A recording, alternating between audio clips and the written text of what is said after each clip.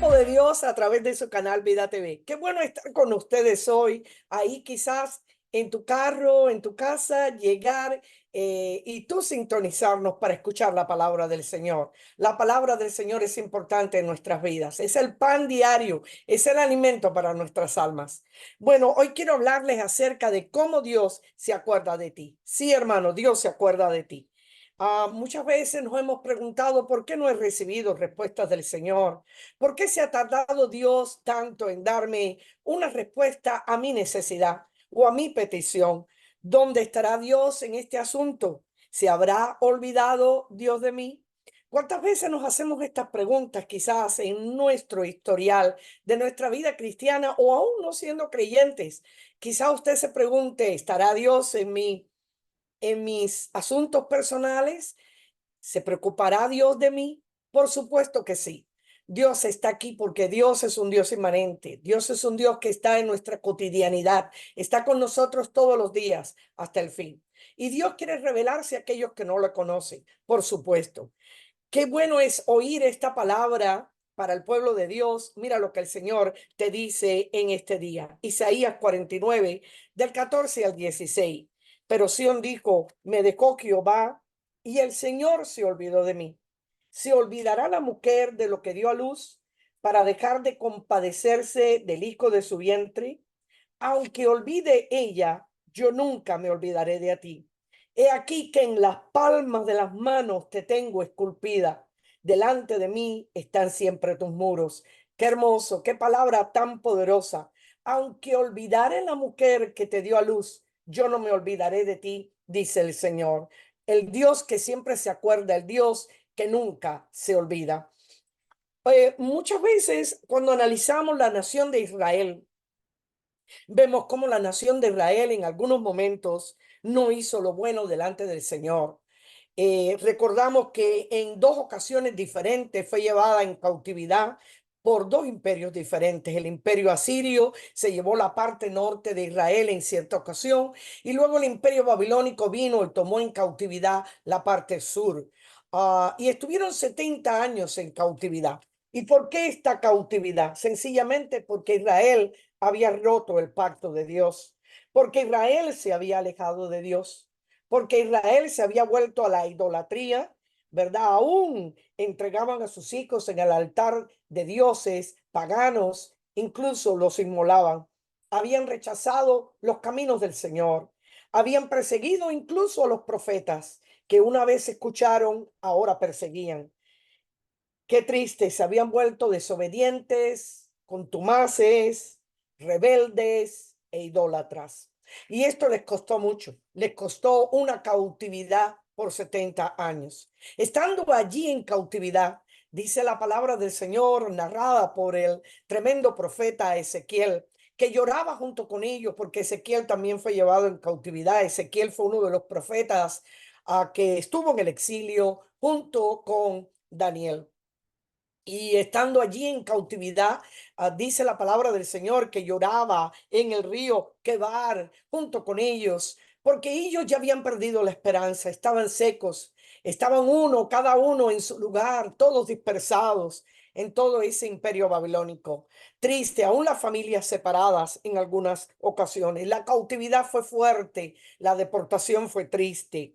Pero ahí llorando y lamentándose, se levanta el profeta Ezequiel con el capítulo tremendo 37, donde la nación está dispersa, donde él ve a la nación de Israel como huesos secos, ¿verdad? Todos en un lugar diferente, en un campo, secos en gran manera, porque habían perdido el verdor, habían perdido la esperanza, ya no tenían, ¿verdad? Esa ilusión, ese deseo, ya habían perdido incluso la esperanza de volver a su tierra y la esperanza de todas las cosas que Dios quizás le había prometido. Se habían olvidado de las promesas de Dios y del Dios de pacto, el Dios de Abraham, de Isaac y de Jacob. Y estando en esta desesperación, ¿verdad? El profeta Ezequiel empieza a mirar aquel valle de huesos secos Y le dice al Señor, ¿vivirán estos huesos, Señor? Y el Señor lo manda a profetizar a los huesos, le manda a profetizar a la nación de Israel.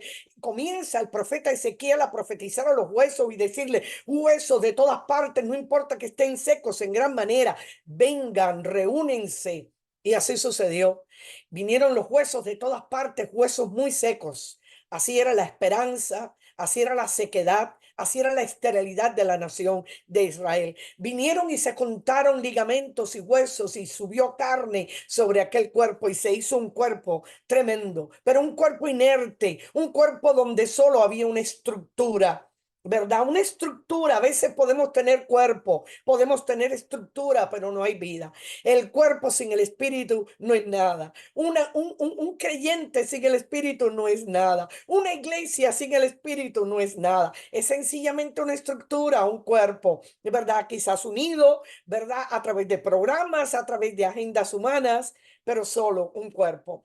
Qué interesante, qué bueno, en medio de esa unidad del cuerpo, aunque había una estructura, Dios manda entonces a Ezequiel a que profetice al espíritu. Y él comienza a profetizar al espíritu, llama al espíritu de los cuatro vientos y el espíritu sopla y da vida, el neuma, el ruá de Dios, ¿verdad? El ruá que es el aliento, que es el viento, el espíritu de Dios, o el neuma en griego, roa en hebreo, es lo mismo, viento, aliento de Dios, sopló y entró en aquel cuerpo y aquel cuerpo se puso en pie y fue un ejército poderoso en gran manera. Qué tremendo cuando Dios da vida a su iglesia, Dios da vida a un ministerio, Dios renueva las promesas, Dios renueva la esperanza de su pueblo, hace que lo seco reverdezca, que lo que está estéril fructifique, que lo que no tenga vida vuelva a florecer. Así que Dios tiene promesas para ti. No pienses que todo se ha secado, que ya estás en un campo estéril,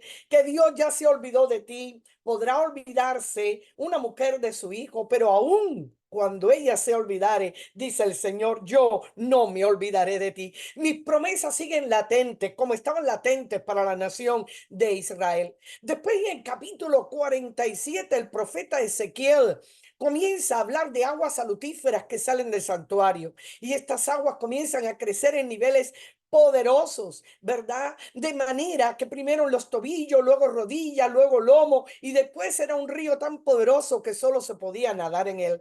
Aguas salutíferas, aguas que llegaron hasta el Arabá, hasta un lugar, ¿verdad? Que está muerto totalmente. El Arabá es el mar muerto y el mar muerto está enclavado en un desierto.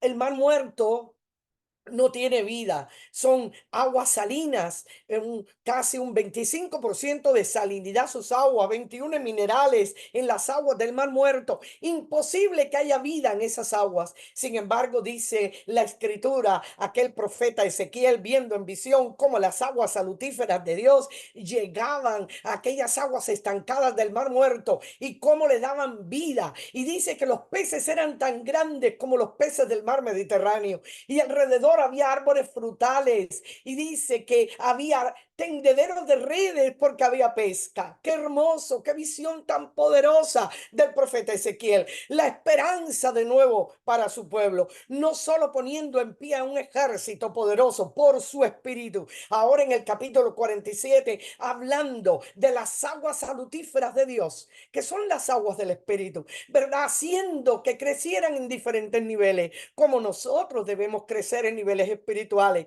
Pero esos niveles llevaron al profeta a verse nadando entre ríos, ¿verdad? Nadando sumergido en las profundidades de Dios. Y como esas aguas salutíferas, aguas de salud, aguas de vida, aguas que dan vida, que traen vida, libertad, que hacen reverdecer, fructificar y cobrar vida aquellas cosas que están muertas. No piense que Dios se ha olvidado de ti.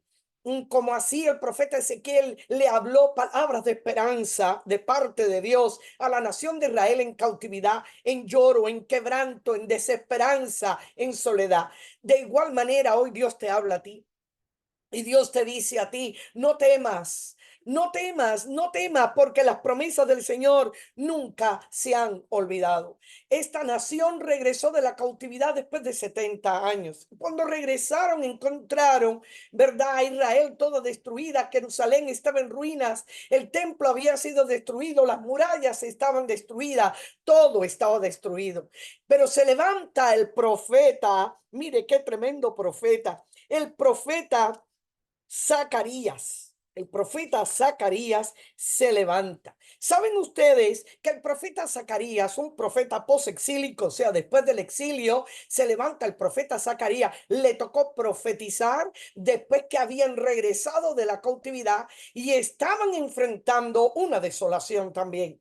O sea, la esperanza aún todavía no había sido levantada. Pero el profeta Zacarías, increíble, el profeta Zacarías se llama Dios se ha acordado. Eso es lo que significa el nombre Zacarías. Dios se ha acordado. No solamente Zacarías iba a traer una palabra de aliento al pueblo, les iba a recordar que Dios no se había olvidado de ellos, sino que su mismo nombre le recordaba a ellos, aquí estoy yo para recordarles que Dios no les ha olvidado. Y mira lo que le dijo Zacarías al pueblo. En Zacarías 8 del 3 al 9 dice así: así dice el Señor, yo he restaurado a Sión y moraré en medio de Jerusalén, dándoles esperanza, levantando la esperanza. Lo que ustedes ven hoy, no pongan su mirada en ello, porque yo les he dado promesa de restauración, de levantamiento. Lo que yo les he dicho a sus padres, a Abraham, ¿verdad? A Isaac, a Jacob, yo lo cumpliré con ustedes. Mis promesas son fieles, porque Dios se acuerda de ti. Dios no te deja en desesperanza. Dios no te deja, ¿verdad? En soledad. Dios no te deja sin respuesta. Dios a esa petición que tú tienes, hay una promesa que Dios tiene para ti. Dios se ha acordado y se acuerda de ti. Dios no te ha olvidado. Dice, yo he restaurado a Sión y moraré en medio de Jerusalén, y Jerusalén se llamará ciudad de la verdad, y el monte de Jehová de los ejércitos, monte de santidad. Así ha dicho Jehová de los ejércitos: aún han de morar ancianos y ancianas en las calles de Jerusalén, cada cual con bordón en su mano por la multitud de los días. Y las calles de la ciudad estarán llenas de muchachos y muchachas que jugarán en ellas. Así dice Jehová de los ejércitos. Si esto parecerá maravilloso a los ojos del remanente de este pueblo en aquellos días, también será maravilloso delante de mis ojos, dice Jehová de los ejércitos. Así ha dicho Jehová de los ejércitos: he aquí, yo salvo a mi pueblo de la tierra del oriente y de la tierra donde se pone el sol, y los traeré y habitarán en medio de Jerusalén, y me serán por pueblo, y yo seré a ellos por Dios en verdad y en justicia. Y en el 9 dice, así ha dicho el Señor: esfuércense en vuestras manos los que oís en estos días estas palabras de la boca de los profetas, desde el día que se echó el cimiento a la casa de Jehová de los ejércitos para edificar el templo. Qué hermoso, qué poderoso. Dios le está diciendo a la nación de Israel: tranquilo, ustedes van a habitar, ustedes van a estar en paz, Dios está con ustedes. Lo que Dios les ha prometido, esta tierra que Dios les ha dado, a pesar de que ustedes le fallaron, a pesar de que ustedes le fueron infieles, porque ustedes han vuelto a Él, porque su corazón se ha arrepentido, porque ustedes han vuelto sus ojos y han mirado al Dios del cielo en medio de la tribulación, la desesperanza, la enfermedad, la soledad, ¿verdad? Y la sequedad en la cual han tenido que vivir por 70 años. El Señor le dice a la nación de Israel: hay esperanza para tu porvenir. Oh, sí, sí, la ciudad de Jerusalén será de nuevo habitada, habrá gozo, alegría de nuevo en las calles de Jerusalén. De igual manera, Dios, ¿verdad?, te recuerda las promesas que te ha dado. Dios te recuerda aquellas cosas que te ha hablado, que quizás han pasado años, ¿verdad? Y has vuelto la página y dice: ya Dios se acordará de eso que me prometió. Dios me dará eso que me dijo, me levantará Dios con el ministerio del cual me estuvo hablando por años. Se ha olvidado Dios de esa persona que me prometió.